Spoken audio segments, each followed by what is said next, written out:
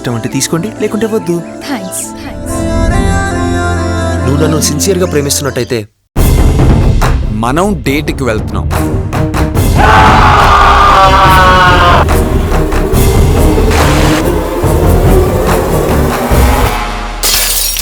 నువ్వు నాతోనే first time గడిపావని guarantee ఏంటి?